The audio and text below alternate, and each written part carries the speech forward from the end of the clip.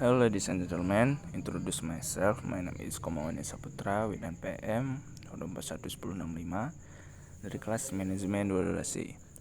Di video ini saya sedikit menjelaskan tentang materi apa itu startup opportunity evaluation. Next, kita langsung ke penjelasannya. Definisi dan tujuan. Metode ini diciptakan oleh membuat buku The Smarter Startup, Neil Cabek and Sonya Zhang, guna membantu para pelaku bisnis untuk menemukan kesempatan membangun startup dengan cara yang sistematis. Di dalamnya terdapat pemanfaatan metode bisnis, mode Archetypes, dan The Startup Opportunity Scorecard untuk mengidentifikasi dengan mengevaluasi ide.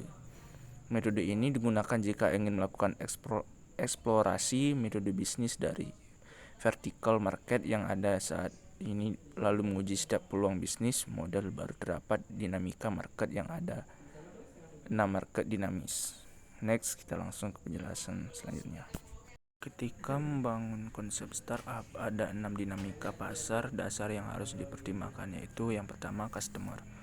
Pelanggan ideal menginginkan sesuatu yang belum ada di pasar di saat lain. Ukuran pasar ini harus sesuai dengan kemampuan tim dalam bersaing dan kemampuan untuk memberikan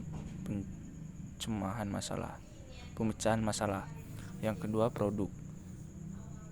Produk yang baik akan menjadi respon langsung terhadap kebutuhan dan keinginan pelanggan. Jika nilai produk sangat sesuai dengan solusi baru tim, alasan untuk memberi dan akan menjadi lebih menarik. Yang perlu dipertimbangkan adalah dari segi biaya dan kemudahan solusi baru untuk digunakan dalam penggunaannya. Yang ketiga itu ada timing. Setiap pasar memiliki siklus hidup alami yang didorong oleh inovasi dan keadaan. Penting bagi tim untuk mampu mencari permintaan pasar atau minat baru pada suatu yang tidak mungkin dilakukan beberapa tahun yang lalu. Jadilah pengikut yang cepat untuk memvalidasi pasar ketimbang berspekulasi tentang peluang baru. Next, kita langsung ke penjelasan selanjutnya. Next, yang keempat ada competition.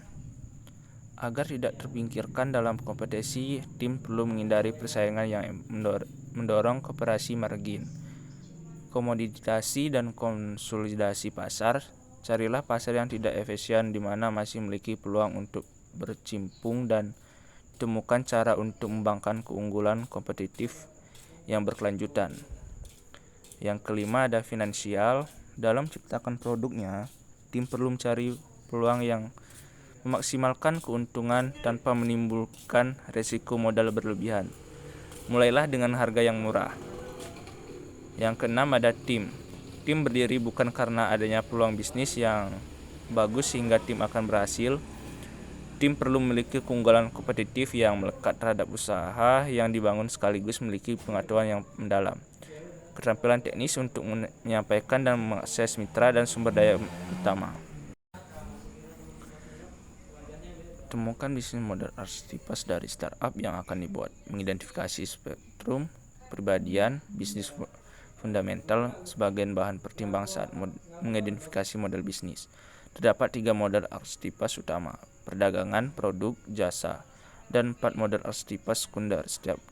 Setiap kombinasi yang memungkinkan muncul dari model archetypes utama. Mengidentifikasi ide bisnis yang diterapkan untuk setiap model archetypes horizontal di semua pasar vertikal. Next, 3 startup heuristik.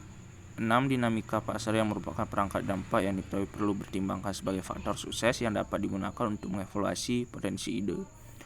6 dinamika pasar tersebut kemudian menjadi variabel yang diperlukan atau dipergunakan dalam mengisi skor pada evaluation matrix. Yang terakhir ada evaluation matrix. Evaluation matrix membandingkan antara ide-ide bisnis yang dirumuskan oleh tim atau vertikal dan skor yang diberikan terhadap 6 dinamika pasar dasar yang ada horizontal. Pemberian skor tersebut dimaksudkan untuk membandingkan kelemahan dan kekuatan dari peluang ide-ide bisnis untuk realisasikan sehingga memudahkan pengambilan keputusan. Skor kemudian dibuat nilai rata-rata atau keseluruhan sehingga startup dapat memutuskan ide di mana yang akan digunakan berdasarkan nilai rata-rata atau keseluruhan tertingginya. Baik, itu saja yang saya dapat sampaikan. Bila ada kata salah maupun kurang berkenan, saya mohon maaf. Saya akhiri. Wassalamualaikum warahmatullahi wabarakatuh.